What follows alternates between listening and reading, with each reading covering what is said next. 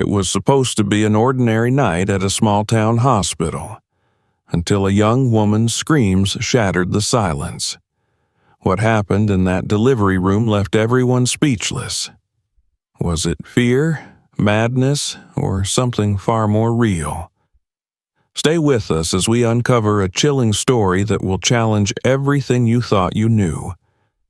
If you're ready for something truly unexpected, make sure to like this video and subscribe to our channel.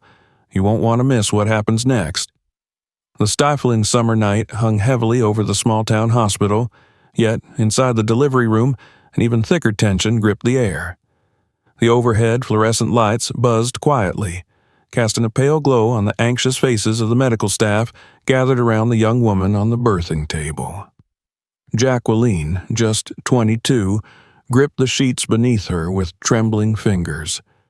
Her long hair clung to her damp forehead, her chest heaving not only from the agony of labor, but from a deep primal fear that clawed at her from within. Her eyes were wide, wild, locked in a stare that unsettled even the most seasoned nurse in the room. Her scream pierced the silence. "He's not human! There's something inside me, something unnatural." Her voice cracked, full of desperation, and her words sent a visible ripple through the room. Some nurses exchanged cautious glances. One doctor, older and usually unshakable, shifted uncomfortably. These kinds of statements weren't unheard of during labor, especially when pain and fear mingled in the final throes of childbirth. But something in Jacqueline's tone made them pause. She wasn't hallucinating. Her fear was rooted, grounded, and terrifyingly sincere. "Jacqueline, please try to stay calm," said Dr. Raines, stepping closer. "You're doing well.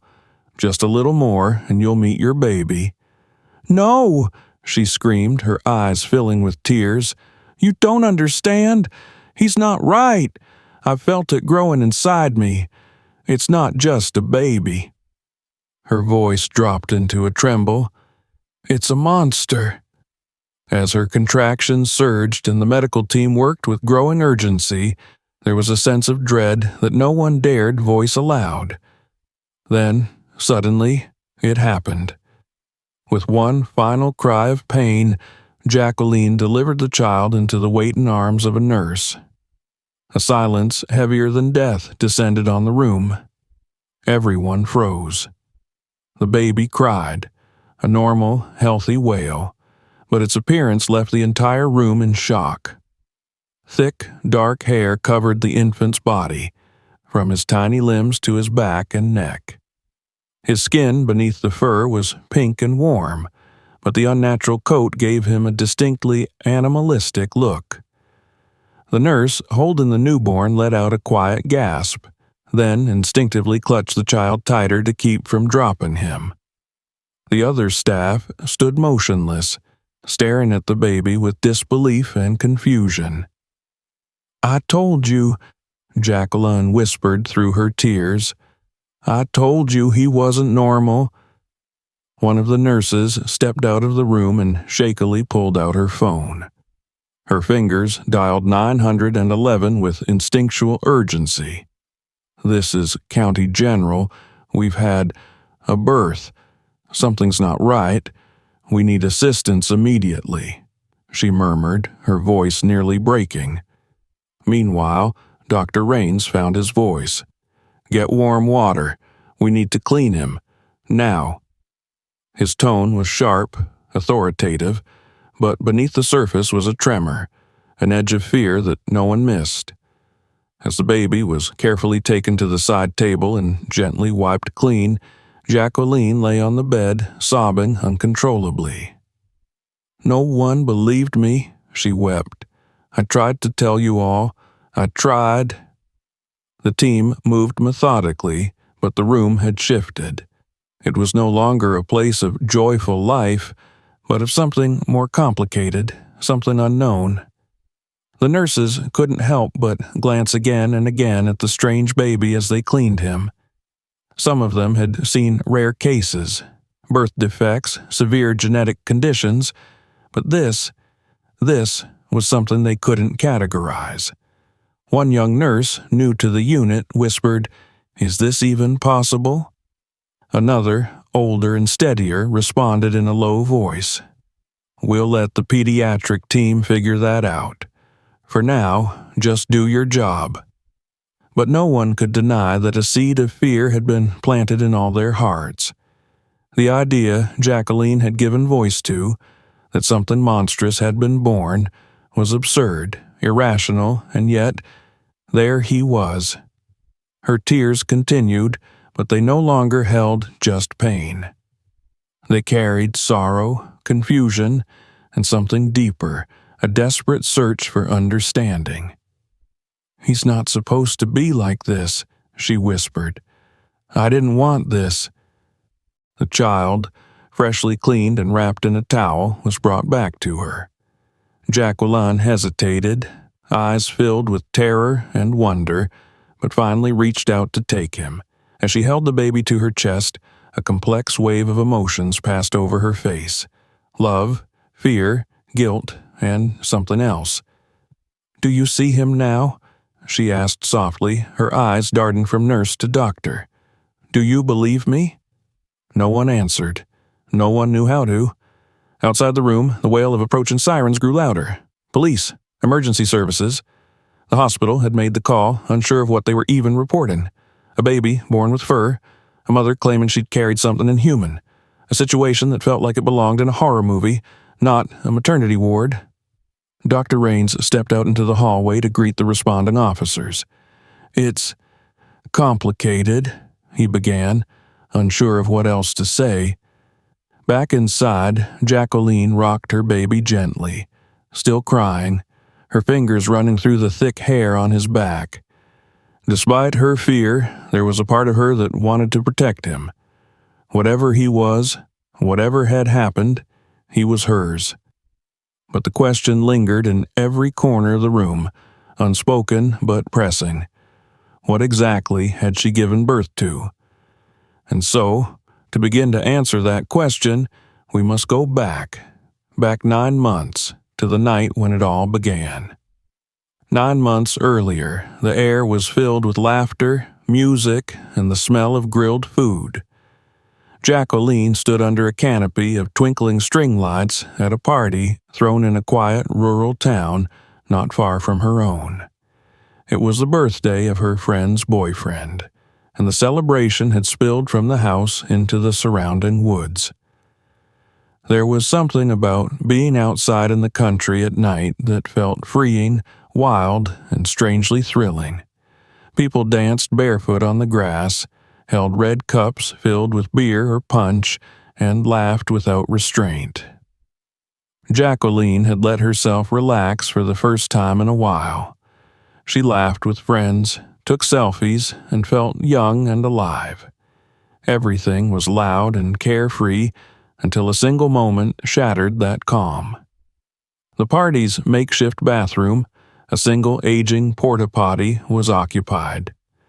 With no sign of it becoming available soon, Jacqueline decided to slip away into the nearby woods to relieve herself. She didn't tell anyone. It was only supposed to be for a minute. The moon hung low behind thin clouds, casting a dull silver light over the forest floor. She pushed through the underbrush, holding her phone flashlight ahead of her, the distant sound of music growing fainter with each step. She found a spot near a cluster of trees, did what she came for, and was just about to return when she heard something behind her. Crunch. She froze.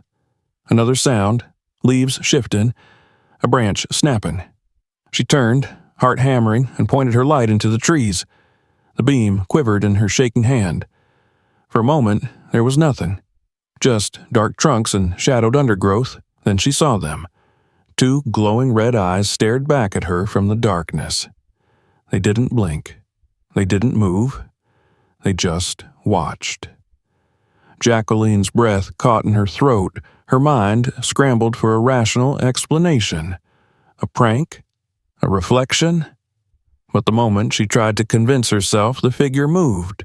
It stepped forward, massive, hair covered, breathing loudly. The sound wasn't human. It was a growl, guttural and low, and it shook her to the core. She screamed. Spinning around, she ran, crashing through branches and undergrowth.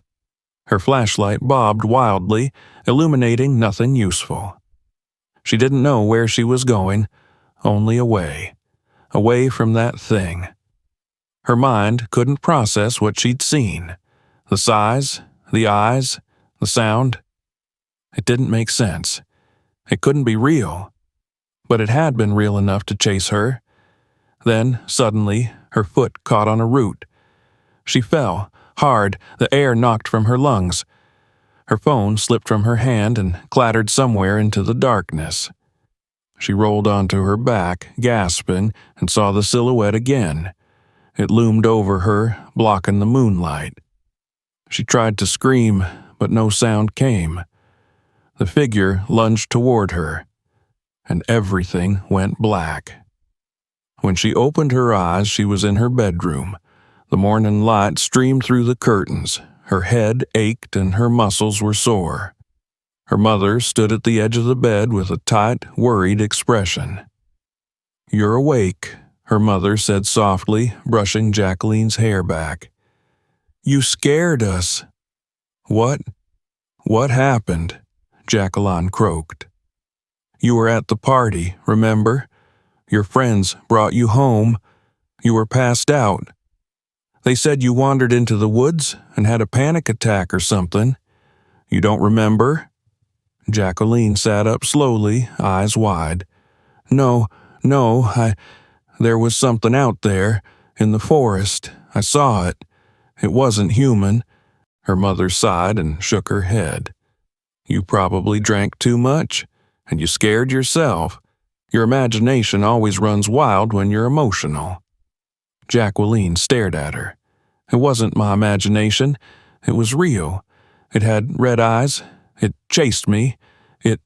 Enough," her mother snapped, her tone suddenly sharp. "Don't talk nonsense. People already think you're dramatic. You don't need to start rumors, too." Stung, Jacqueline shrank into her blanket. Her heart still raced. She felt sick, not from alcohol, but from the weight of what she'd seen, or thought she'd seen.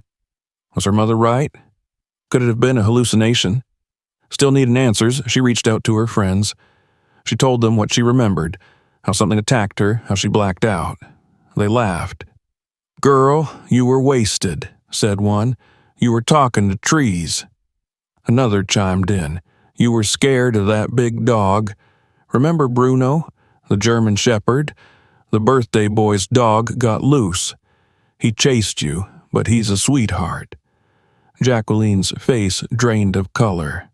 "No, that wasn't a dog. That wasn't. It was literally Bruno. His collar snapped. You screamed and took off like a maniac. We couldn't find you for 20 minutes.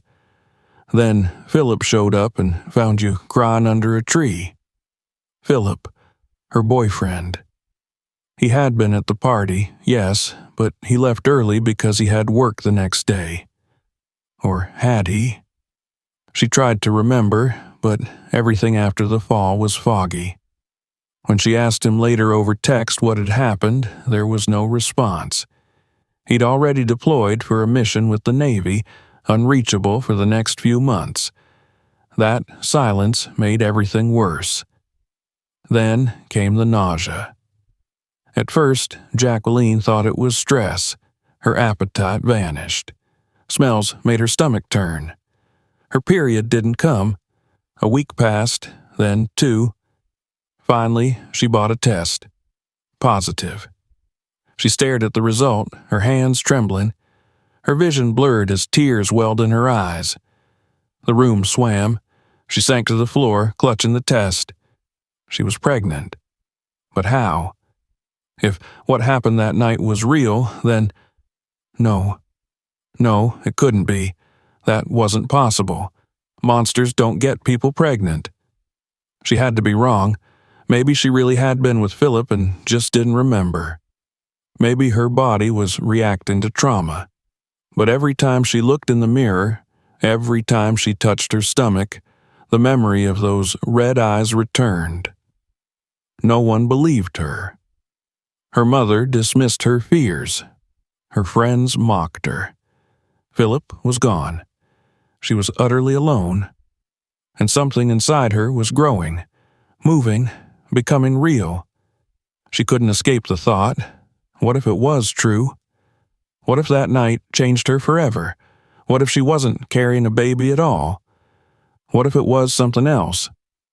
And so she lived, quietly, anxiously, through each day, watching herself grow, feeling the flutters, the kicks, the hunger, all the signs of life, all the signs of something coming, something she couldn't explain, something no one would believe.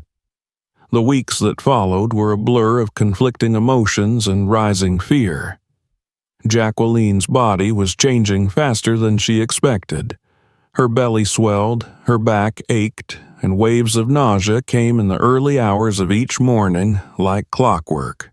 Yet, while most expectant mothers marked each milestone with joy and anticipation, Jacqueline lived in a state of quiet panic. Every flutter in her stomach, every movement from within, felt like a whisper from something unknown, something she didn't understand and didn't trust. She tried to convince herself that this was just a normal pregnancy, that everything she'd experienced in the woods was a drunken hallucination, a moment of madness born from fear and confusion. But it never felt real to say that out loud. Her instincts told her otherwise. There was something different about this child. She didn't know how to explain it, just that when she closed her eyes and placed her hands on her stomach, she didn't feel warmth. She felt cold, like the breath of that creature still lingered within her, pulsing and growing. She made an appointment at the local clinic. She needed answers, even if she didn't know what questions to ask. The nurse smiled at her warmly and guided her through the first ultrasound. Jacqueline lay on the exam table, her heart thudding as the wand pressed against her skin. The screen flickered, and then, there it was, the shape of a tiny body curled inside her. The heartbeat echoed in the room, strong and steady. Jacqueline watched the monitor in silence, tears streaming down her face. The nurse thought it was from joy, but Jacqueline couldn't speak. She wasn't sure if what she saw on that screen was beautiful or terrifying. The doctor said everything looked normal. No signs of genetic anomalies, no causes for concern. But Jacqueline didn't feel reassured. She asked if it was possible for a baby to have more hair than normal. The doctor chuckled and said that some babies were born hairy and that it was nothing to worry about. Still, the doctor noted Jacqueline's anxiety and recommended a therapist. But Jacqueline never followed through. She was afraid of what a therapist might say, that she was delusional, that her memories were false, that she had lost her mind. Her mother, sensing her unease, became more distant.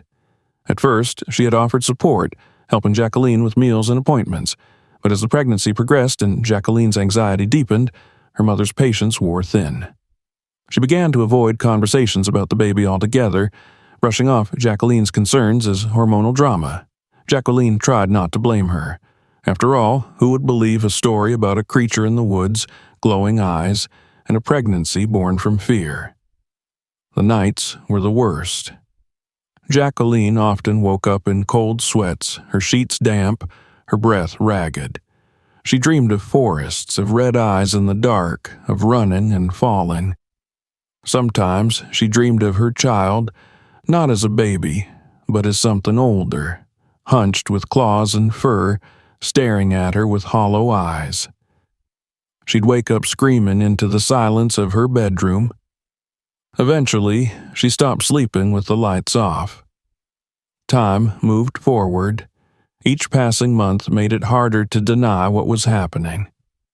Her body belonged to this pregnancy now. She barely recognized herself in the mirror.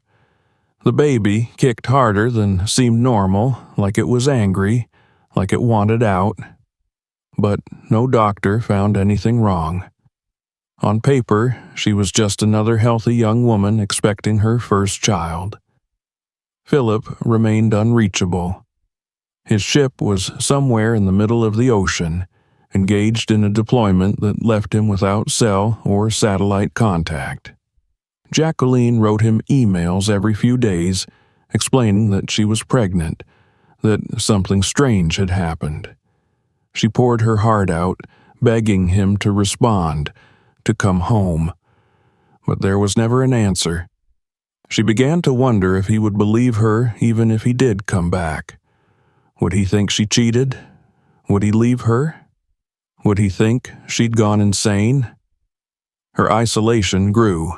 She stopped meeting friends, stopped going outside unless she had to. The few times she tried to connect with people, she saw the pity in their eyes.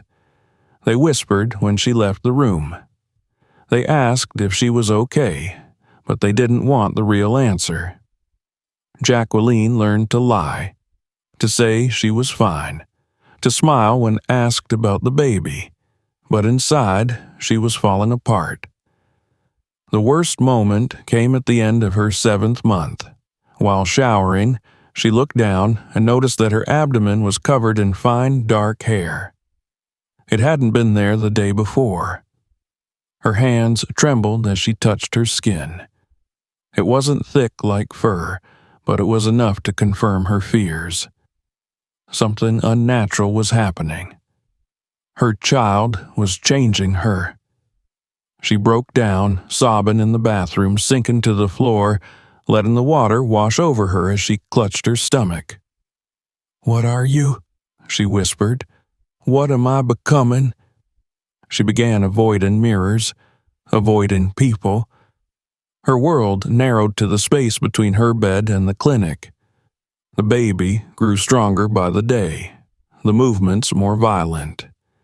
She started keeping a journal, trying to make sense of it all, but the entries became more frantic, more confused. "He knows I'm afraid," she wrote. "He moves more when I cry." In her rare moments of clarity, Jacqueline wondered if she'd ever be able to love this child. Could she accept something that had terrified her for so long? She wanted to. She wanted to believe that no matter how this began, love could still grow. But then she'd feel that kick, sharp and unnatural, and remember the eyes in the forest. By the time she entered her 9th month, she had stopped hoping for a normal ending. She stopped pretending that things would work out. She packed her hospital bag in silence, knowing that soon she would face the truth. The truth about what had happened that night. The truth about what she was carrying. The truth about herself. And when her water finally broke one humid evening, there was no joy, only dread. Only the knowledge that everything was about to change, and she wasn't ready. Not for labor, not for motherhood, and certainly not for whatever waited to be born. The air inside the hospital room felt heavy, as if the walls themselves were bracing for what was to come. Jacqueline clutched the bed rails, her knuckles white from the strain. Her cries echoed through the hallway as nurses rushed in and out of the room, bringing towels, instruments, and whispers of uncertainty. No one said it aloud, but everyone could sense that this was no ordinary delivery. The intensity in Jacqueline's voice, the dread in her eyes, the hysteria that laced her every word, it all unsettled the staff more than they wanted to admit. "He's not normal," Jacqueline cried. "Please, don't let it out. It's not supposed to come into this world." Her voice cracked from both fear and exhaustion. Her hair was plastered to her forehead with sweat, her hospital gown clinging to her body. You don't understand. He's not a baby. He's not a baby." The head nurse exchanged a glance with Dr. Raines, who tried his best to maintain composure. He had delivered hundreds of babies throughout his career and had seen the most unexpected complications and kept his calm. But this was different. The way Jacqueline spoke, the raw panic in her voice, it was more than fear. It was conviction. Dr. Raines leaned closer and said gently, "Jacqueline, focus on breathing. We're here. You're not alone. You're almost there." Jacqueline groaned, her back arching with the next contraction. Her hands clawed at the sheets, her body trembling with each wave of pain. The monitors beeped steadily beside her, and a nurse wiped her forehead with a cool cloth. Then it happened. With one final guttural cry, Jacqueline pushed, and the baby was born. The moment the child entered the world, the room fell silent. No one spoke. No one moved. The newborn let out a high-pitched cry, but it wasn't the sound that held them all in place. It was the sight. The baby was completely covered in thick, dark hair. It clung to his tiny limbs, his back, even his face. The nurses froze. Dr. Raines blinked, stunned. One of the staff members instinctively took a step back. Jacqueline lifted her head weakly and saw the child in the nurse's arms. "Do you see now?" she whispered, her voice raw and shaking. "I told you. I told you." The nurse holding the baby was pale, but her hands remained steady. "We need to clean him," she said quickly, breaking the silence. Dr. Raines nodded, regaining his focus. Yes, get him cleaned up. Check vitals. Quickly, please." The nurse carried the baby to the examination table. Others gathered around, trying to assess him as professionally as possible, but their voices were hushed and their faces drawn. Jacqueline watched them with wide eyes, her breathing ragged. Her heart pounded in her chest as if trying to warn her of something yet to come. The door to the delivery room suddenly opened with a rush of air. A tall figure in uniform stepped inside, chest rising and falling from exertion. Jacqueline turned her head toward the sound, and for a moment her expression shifted from fear to disbelief. Philip. He was here. "I made it," he said breathlessly, his eyes scanning the room.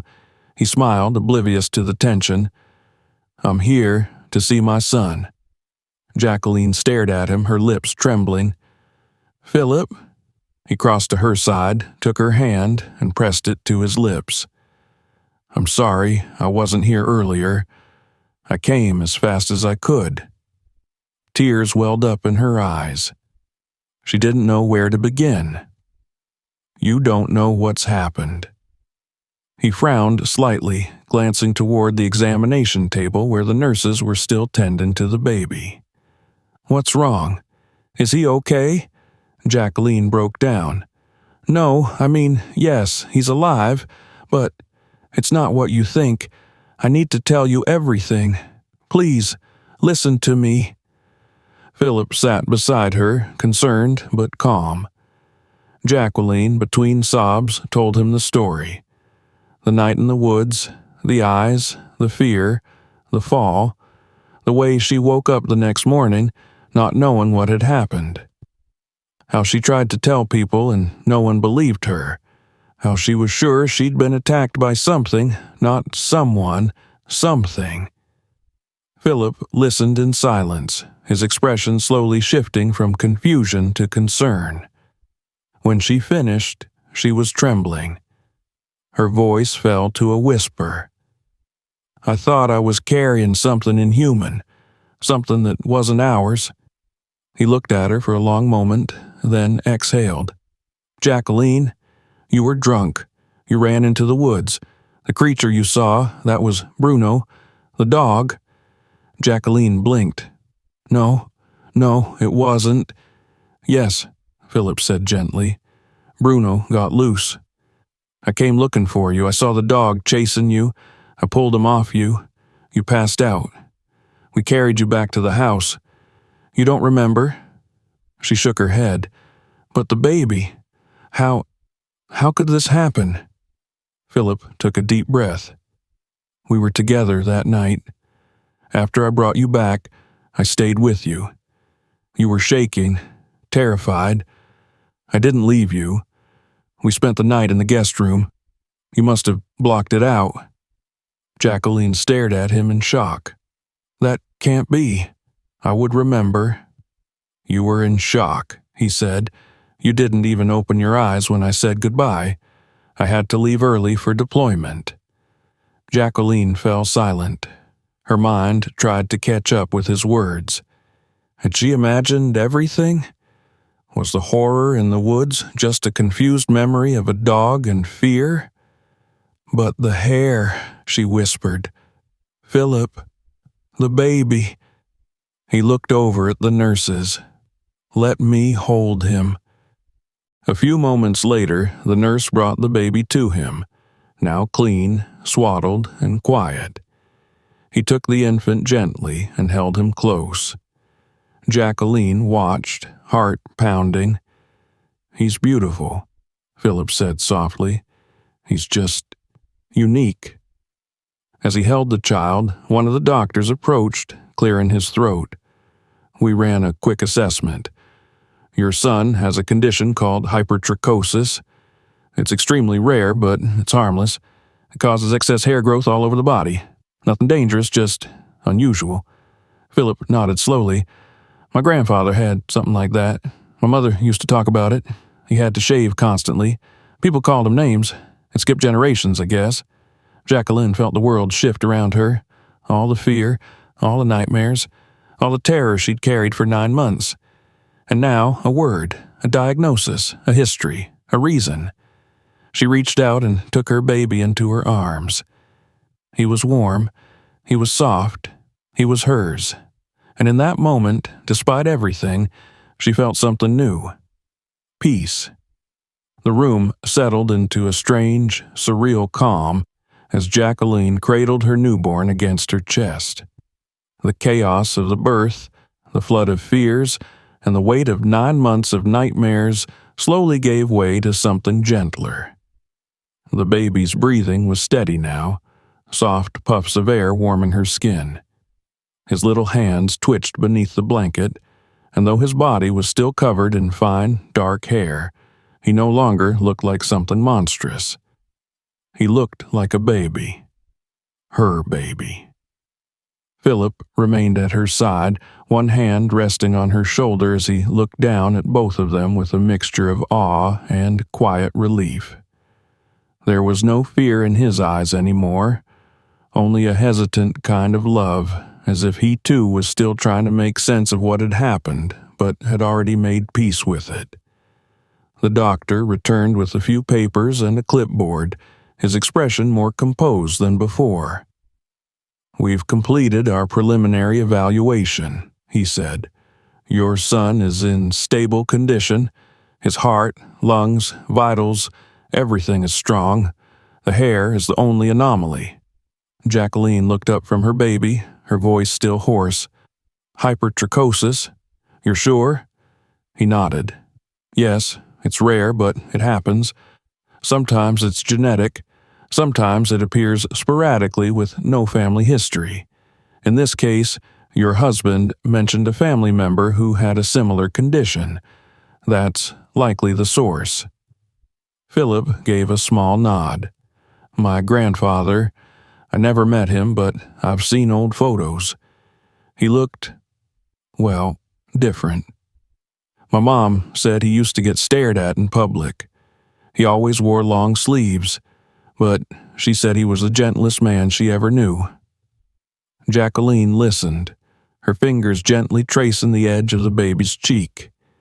She still couldn't fully believe that what she'd feared for months had such a simple explanation. After all the dreams, the isolation, the terror of carrying something she thought wasn't human, it came down to a rare but harmless condition. A condition that didn't make her child a monster. It just made him unique. The nurse re-entered the room, now with a warmer smile than before. "There's no need for the police anymore," she said softly. "They're heading out. They just wanted to make sure everything was under control." Jacqueline gave a weak nod. "Thank you. I'm sorry I caused so much trouble." "You didn't," the nurse said kindly. "You were scared, and no one should ever be made to feel ashamed for being afraid." When they were alone again, Philip sat on the edge of the bed, wrapping an arm around Jacqueline's shoulders. She leaned into him, still holding their baby close. There was silence for a while, broken only by the occasional cry from the infant or the muffled sounds of footsteps in the hallway. "I thought I was losing my mind," Jacqueline whispered. "Every day I convinced myself I was carrying something evil, something that would destroy me." "You weren't crazy," Philip said. "You were alone. You were scared. That night, it shook you, and no one listened. I should have been there." She nodded slowly. "But you came back." "I always will," he said. A few hours later, the pediatric specialist arrived and confirmed the diagnosis: hypertrichosis. He explained the possibilities, the genetic markers, the likelihood of it continuing as the child grew. There were treatments if they chose them, laser therapies, hormone regulation, but none of it was urgent. He emphasized again that the baby was healthy and would live a full, normal life. Jacqueline listened carefully, asking questions with the curiosity of a mother finally allowing herself to believe in the future. She no longer felt the need to run from her child or doubt his presence. There were still fears, yes, but they were now tempered by understanding. Naming the baby was something they hadn't yet discussed. Lying together in the hospital bed, later that night, their son resting between them, Jacqueline asked quietly, "Do you want to name him?" Philip thought for a moment, his eyes fixed on the baby's sleeping face. "How about Elias?" "Elias," Jacqueline repeated softly. "Strong, gentle." "It suits him," Philip said. The next morning, sunlight spilled through the hospital window, casting soft golden light across the room. Jacqueline sat up, holding Elias to her chest. Nurses came and went, checking vitals and offering congratulations. The fear that once filled the air had lifted. In its place was warmth, hope. News of the unusual birth had already spread through the hospital, but it wasn't the scandal people might have expected. The staff had come to admire Jacqueline's strength and the way she faced her fear head-on. Several had even expressed quiet amazement at how calmly she now held her son, how protective and gentle she was despite everything. One nurse, lingering longer than necessary during a checkup, finally said, "You're braver than you think. Most people would have collapsed under the pressure, but you fought through all of it.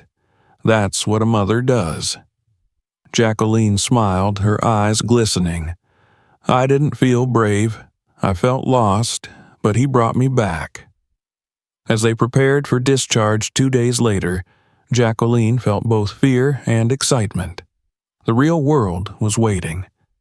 And though she knew there would be stares and whispers, she also knew she wasn't alone anymore. Philip was at her side. Elias was in her arms. Outside the hospital, the wind had cooled. The town that once felt so small and judgmental now felt different, like the start of something new, something worth fighting for. They walked slowly to the car, the baby bundled in his carrier, and Jacqueline turned to Philip with a tired smile. "Do you think people will ever accept him?" she asked. Philip looked at her, then down at Elias. "They'll have to, because he's here, and he's ours." Jacqueline nodded, heart full. Sometimes the scariest stories aren't about monsters hiding in the dark, but about the fear that lives in our own minds. And sometimes, when the truth comes to light, it's not horror we find, but love. As they drove away from the hospital, a new chapter began, not one of fear, but of strength, not of darkness, but of understanding. And in the back seat, little Elias slept peacefully, unaware of the storm he had survived just by being born. Sometimes, the scariest stories aren't about monsters, but about fear, loneliness, and the strength to face the unknown. What would you have done in her place? Tell us in the comments, like this video if it moved you, and don't forget to subscribe for more true stories that will stay with you long after the screen goes dark.